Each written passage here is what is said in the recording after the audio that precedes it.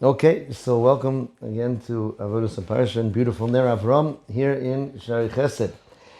So we bump into the story of Yosef and the Shevatim, the conflict between them. Right? It's famous, they say, the Jewish woman is getting so upset in the ladies section, and this old woman, they say, "Why are you so upset?" She said, "He didn't learn from last year." He did the same thing. So the mice, we're the ones who have to learn from back then, right? There's a medrash in Mishlei where we have Amar Rabbi Ovin, right? Heavy Omer, or starting Rabbi Shua ben Levi, Lo nimshechu asar aruge malchus ela b'chet michiroso shel Yosef. Right, that in the different versions of the Medrash of the Asar Aruge Malchus, the 10 tzaddikim who were killed by the Romans, so it's almost played out, right, that he says this is because you sold your brother, right? You sold him for shoes, so to speak. So it says that the Asar Aruge Malchus were a result of the damage done in the fabric of Am Yisrael, meaning even though Yosef and the brothers came together, that tore something in the fabric of Am Yisrael. And Rabbi Ovin says, Nifru asore mikol dor v'dor. There are 10 tzaddikim that we lose every generation because of the selling of Yosef. V'adayin osa achet kayom. And that sin still exists among us. Okay, so this is something we have to learn about and we have to fix. So there's one aspect of it that we can learn from a puzzling word, a couple of words that fit into the pasuk. Okay, we know that Yosef goes and his father sends him Shlom Achecha, to see, right, the welfare of your brothers. And Yosef says the famous line, Es achai anochi mevakesh, right, I'm looking out for my brothers. And the man found him and told him where to go. Ha'ish, right? There's that mysterious person. I know someone who once said that people have to look out in their life. At some point in your life, there's going to be Ha'ish. Someone who says something to you that really changes the direction of your life, right? That sends you someplace. So then it says, Vayiru oso merachok. They saw him from a distance.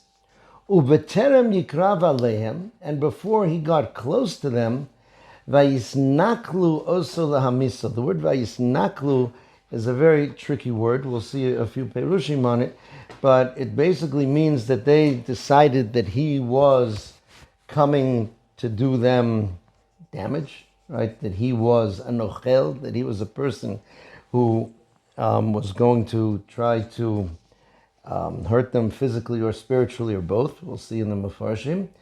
And then it came out that they decided that we'll try to kill him, we'll put him in the bor, etc. So what is happening with this distance? And what is happening? B'terem yikrav aleim. Why does the pasuk emphasize? First of all, if it says they saw him from a distance, we know it's before he got close. Why does the pasuk say they saw him from a distance before he got close? It seems unnecessary. We know there's no unnecessary word in the Torah. So let's look at some of the Mefarshim. The Ohr HaChaim HaKadosh says like this. He says, Vayiru oso merachok, says Pirush mirichuk halavavos, from the distance between their hearts. Shelo ra'uhu kire'iyas achim la'achim. They didn't view him as a brother. They didn't look at him the way brothers would look at a brother. That's the distance that we're talking about. Ela ki'ish meruchak mehem, to someone who was distant, right, from him, that he viewed him as different from them. And this was B'terem yikrav aleim. This was before he could even get close. Okay, now, in one edition of the Ohr HaChaim HaKadosh, so it brings the Panim Yofos. Right, the Panim Yofos was also the author of the Haflah, on the Gemara and the Makneh. So he says like this. We know that there's a reflexive principle with love and hate. Kamayim aponim elponim kein leva odom. Just as you see a reflection in the waters, so it is with hearts, that someone else's heart reflects the way you feel toward them. So he says here, and we saw that even with Yaakov. right? That it says when Yaakov bowed down ad gishto ad ochiva yishakeu, until he got close to his brother and he kissed him, meaning Esav kissed him, according to one parish that was actually a kiss, not a bite. Meaning, he said, when Esav saw Yaakov, when Yaakov actually got there in front of him, where he got close, so Esav's heart shifted to love him. Okay, he says, when you see the person, when you actually meet the person, then the hatred can turn to love. So Yosef felt that he would be able to draw them close when they would meet him. In other words, he was coming on a very good mission. Yaakov Avinu sent him to see how they were doing. They're out shepherding their sheep, right? Go see Shlom Achechem. He's coming, and a messenger from the father. Aval heim ra'u b'sinosam tchila. But they already saw him, and they viewed him with hatred. And that's what it means. Vayiru oso merachok b'terem yikrav aleim. That they saw him in that distant way, meaning not as a brother, but as someone they hated, as someone who was a threat, before he could get to them. He was hoping to get to them, and then they would see that he means for their benefit. He's not coming to harm them. But once they saw that, right, vayisnaklu oso, that means by them looking at him that way, so that also got him to feel that hatred toward them. Right? It's almost like, it seemed, this was the image that came to me. It's like, who gets the first draw, right? And the sheriff and the outlaw there at the thing. Who gets the first look that determines the look and how it's going to be there. It's almost like, right, it says, Rabbi Yochanan, nobody ever said shalom to him first. He always was the quickest shalom in the Middle East, right? He would say, Makdim shalom b'chol adam. He would be there first. So here, before Yosef had a chance to get close and change the way they saw him, they already saw him in a certain way. And that had that reflexive effect on Yosef's heart. And now he felt this thing. And then it starts bouncing back and forth, right? Once you have this, to the extent that they wanted to kill him. Okay, so this is, again, the picture of the danger of this distance.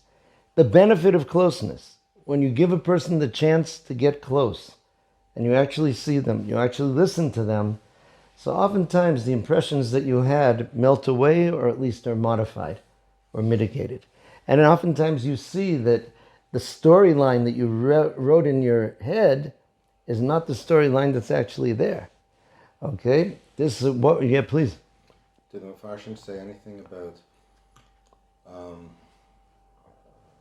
Yitzchak and Rivka seeing each other from a distance and juxtaposing that? That was such an opposite experience to this.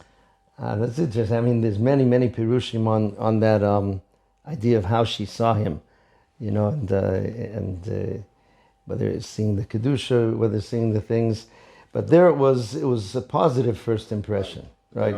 If it was right. I haven't seen it discussed, no, but it's an interesting comparison and good to look at. So, what was the storyline that was being written? The Sforno says like this. It says, the Sforno says, right, that the idea of nochel, right, vayisnaklu, that root nun kof lamed, yore al hamtsa'o lehara. That means someone who's coming to do something negative to you. He brings psukim to prove that. So it says they thought that Yosef was coming to kill them, not as what was really true, to see how they were doing, right? They felt he was pursuing them. He was coming here as a rodef. What was he going to do? Either that he wanted to find some way to spy upon them and then be able to accuse them of something, or to actually cause them to sin so that Yaakov would curse them, right, or punish them. And then Yosef would be left as the one inheritor of Yaakov. And the fear was that just like Yitzchak was the inheritor of Avram, and Ishmael was sidelined, and from Yitzchak, Yaakov inherited and Esav was sidelined. So, Shalom Aleichem, Baruch haba. Wow. Just got back. Wow. Oh. So Here the fear was, right, that Yosef somehow wanted to sideline them. Why I mean, here there were 10, 11 brothers. Why would they have this fear? Because, so certainly, in other words, it wasn't that he was going to physically attack them, so to speak. But they already felt that he was telling Dibosom Royal Avim, he was already telling their father negative things about them. And they felt if that continued, that could end up with Yaakov cutting them out. So this they felt was, right, is something that they were truly, that he was truly coming to harm them. And that was the way they looked at him. And once they see it that way, so the vibrations that the other person feels, I'd mentioned once, the Maral says that if you come into a room of 10 people, and 9 people love you, and one person hates you, you feel the hatred. He said negative energy is more tangible, right? You feel it in the room. You feel that it's there. So this was what they felt, and like the Panim Yosef says, and then they caused him to feel it, and then it went back and forth. Rav Moshe Alshich, the Alshich HaKodesh, also says something similar. He says, Derech HaShalem, he says, Ki gam sheyistom esono b'yosef rachok. Says, the way that peace can work in the world is even if you hate someone when they're distant, kasher yikra velov, when the person draws close to you, who neged ponov, and he's right in front of you, yoshuv mecharon apo v'lo yichbad kol kach, you'll step back from your anger, it won't be so heavy. Kasher terem yikra velov. Oh, just Rabbi Derj, we're speaking about the idea that they saw Mrachok, different perushim on Mrachok, right? The Dor Chaim HaKodesh says they didn't view him as a brother; they viewed him as someone foreign, and even, right, the Sforno says someone who was coming to harm them. So, and the Panim Yosef says because they gazed at Yosef that way first, he was really coming in a peaceful way. Liros shlom echov. Right? But because they already, so to speak, photographed him in that way, that created the environment. So he says, therefore here, the Torah said this is what happened. Before Yosef had a chance to draw close to them, Vayisnaklu oso lahamiso, he says, Baskomas kulam. They all agreed to kill him. That was the first thing. Then, when he got closer, so they decided, let's not kill him, right? But there were 2 who still wanted to kill him, right? Vayomru ish el achiv l'chuvar nargeu, Shimon and Levi. And he says, but then when Yosef really came, none of them wanted to kill him, right? When he really was there and interacting with them, it at least mitigated their anger to the extent that they decided to sell him. But okay, so therefore, he says, this idea of richuk and kurva is so key to what went wrong there and what has to go to try to improve things. Okay, so the Talmud Rebbe spoke about this once, and he says that they didn't get the chance, right, to understand his mission. They didn't get the chance to understand that Yaakov Avinu sent him. Not that he was pursuing them, right? But he came on this mission. So it shows us that in so many different ways, when there's distance between people, when there's hatred, when there's suspicion, when there's fear, if people will just get the chance to hear the other person, to actually be there and hear, you suddenly see that it's different. First of all, it can change the way the person feels themselves. You've built up something in your mind. You've built up this person into a monster, into an enemy. And then when you meet them, you see that they're a real person. And you may even understand why they're against you or why they've been hurt by you. They may feel that they're the victim, right, as opposed to the oppressor. Here, Yosef felt this hatred, so to speak, they had toward them, but they felt that Yosef was trying to eliminate them, right, physically, spiritually, etc. So this is something that everybody is able to do, right? This is, yeah, please. Yeah. was Yaakov? What was Yaakov's motivation in sending Yosef? Yosef? So it seems here also that this would give us an explanation for that. In other words, it seems like negligent when you know that these brothers hate him and he knew this, right? Aviv Shamar Asadavar, he was watching the situation, and then you send him into the lion's den, so to speak. So this would be the answer, meaning he was hoping he would come on this mission of just helping them, just coming to see Shlom Achechem, right? He said, go see how your brothers are doing, right? Go bring them my greeting, my message, come, and that would hopefully bring a peace. You know, if you come in the right way, if you come in the positive way, if you come in a different way, then the person's able to see it differently. Yeah. They probably did feel like victims and that they could never catch a break because, aside from everything else, didn't Yaakov regard Yosef as having greater chachma than his brothers? I mean, this was the idea that he was treated differently. And Chazal said, right, a person should not treat a son differently than the others, right? There's, even though there are many questions on that because we find, right, that Yosef treated Binyamin differently, etc. So the answer I heard, that was again from the Talmud Rebbe, he said, there it was understandable because Binyamin was his brother from the same mother.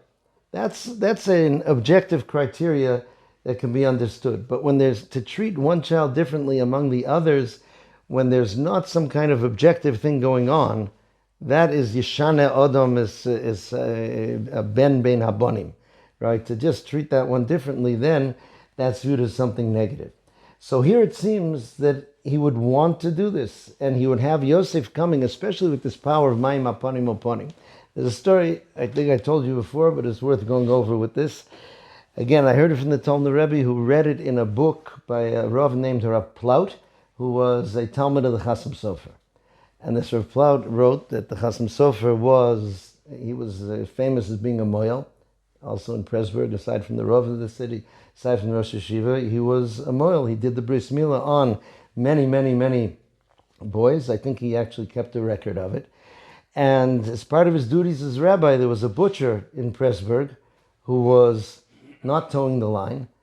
He was warned, and when he didn't obey the warning, so the Chasam Sofer took off the hechsher from his butcher store. And this butcher was a rough person, and he was, mouthing off about the Chasam Sofer and threatening the Chasam Sofer, etc. Anyway, one day the Chasam Sofer gets a request to come to the butcher's house for a bris milah. So he packs up his things, and this Rav Plaut, who was his Talmud, goes with him. They're going in a wagon, and the butcher lived somewhat out of town. And there was a road through the woods to the butcher's house. There was a one-lane road. And they're going along this lane through the woods, and he sees at the end of the lane is the butcher standing there with a couple other men, and they're holding some large implements. So he immediately says to the Chasam Sofer, he says, Rebbe, and the Chasam Sofer is just concentrating, goes, shh. And they're getting closer, and he couldn't hold back anymore. He says, Rebbe, I think it's a trick, it's a shh. And eventually they pulled up by the men. The men kind of shamefacedly, hid their sticks behind their back. And the butcher said, I apologize, Rebbe, there really isn't a bris today. It's a misunderstanding. They let them turn the wagon around and go.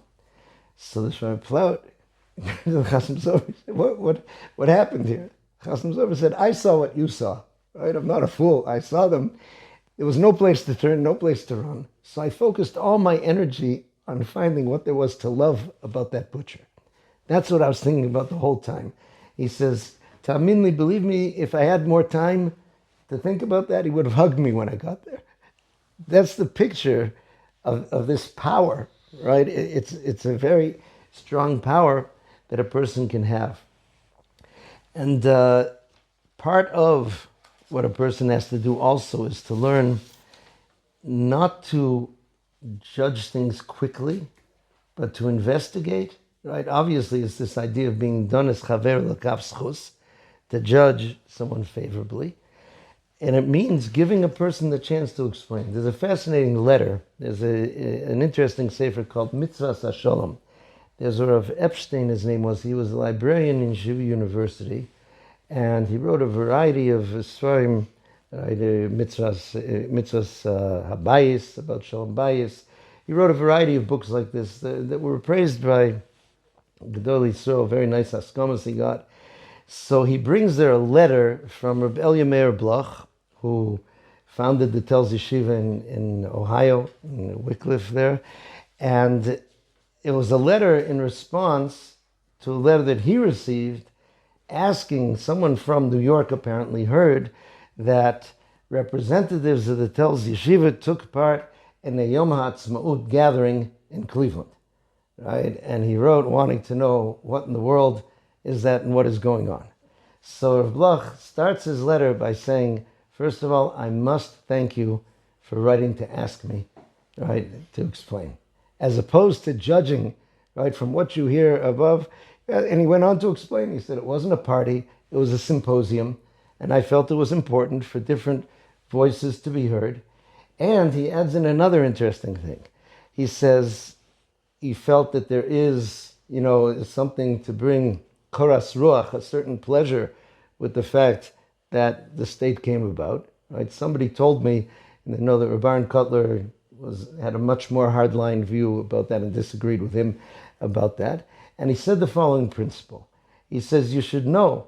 He says, first of all, he said, we in Telz are kanoim, right? We're zealots as we always were, and we still are. But, he says, if you have a complaint about something, and you're not recognizing the good parts of that, whatever it is, so then no one's going to listen to you. Because there are good aspects in something, then people will listen to your complaints, or you're pointing out things that are wrong. Huh? The Meraglim, right, Nachon, right. They first pointed out the good stuff, and then they turned the table efes, and they got the people listening. Right, the opposite direction. But here he said, if something has positive aspects, and you're not acknowledging those positive aspects, then nobody's going to listen to you because you're simply not listening to them, or you're not listening to the situation as it is. Then if you do that, you're able to do so. And so too, the Imre Emes, right, the Ger Rebbe who managed to escape from Europe and come to Eretz Yisrael, a collection of his letters, one of the letters is really uniquely long. He usually wrote very quickly, he spoke very, very briefly.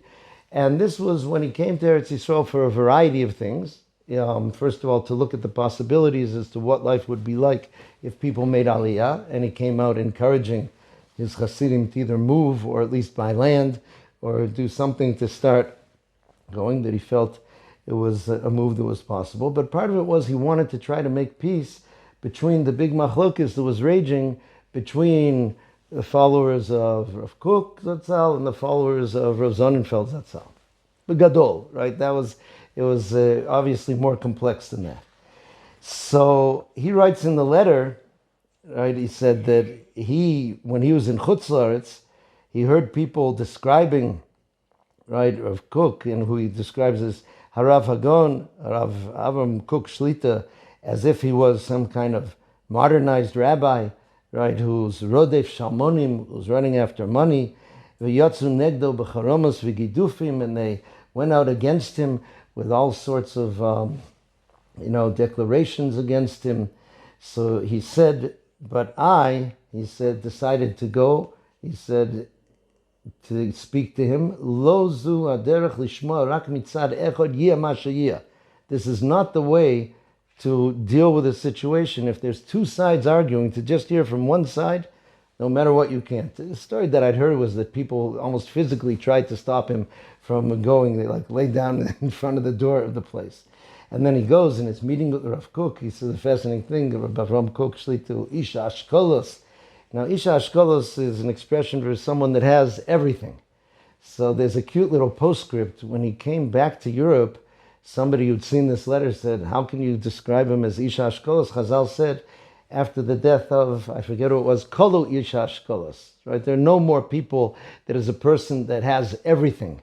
So the Imre Emes just answered, he said, Zchuchis Levana, white glass. That was his answer. What did he mean? Because it says in the Gemara also that Tzchuchis Levana is no longer found. Tosfos explains, when they say no longer found, they mean it's very rare, but it can still exist. Right? That was there. And he spoke about his praise about him, but then he describes the things that they disagreed about, etc. And that was the way he approached it. And he approached the other side. He wasn't able to truly, end it, but it was very hard, but it mitigates it. I'll just finish with the comment that was made in terms of that. There was someone who walked into a Ger-based medrash, and he was saying, what did the Imrei Emes think, that he could make peace in a Yerushalmi machlokas, right? He's not from Yerushalayim, he doesn't understand what it's like, etc. And you see, he failed, right? So there was a wise Ger Chassid who was there, and I think he said, I'll answer you with something the Imrei Emes himself said. The Imrei Emes asked, it says that Yaakov Avinu put the stones around his head, and every stone said, Allah yoniach tzadik es rosho, I want the tzaddik to put his head on me, and a miracle happened, they all became one stone. He said, why didn't they become a pillow? Once you're making a nace, Yaakov sleep on a pillow, why does he have to sleep on a stone? He says, because the stones didn't care about Yaakov Avinu. It's all about Allah. I want the covet that the tzaddik could be on me. He says, if the followers of Rav Kook and the followers of Rav Sonnenfeld really cared about their Rav, then it would be possible to make it. The problem is that they have all sorts of ulterior motives and interests inside of them, and that's why it's difficult. But the ikr that we learn from all of this is not to be distant, not to judge people merachok, to try and get a chance. And when people also are viewing you negatively, try to see if you can get close and be able to let them see the other side of things. With that, hopefully, we'll fix this problem of Mechiras Yosef that still plagues us to this day, and we'll all be able to get together as we should.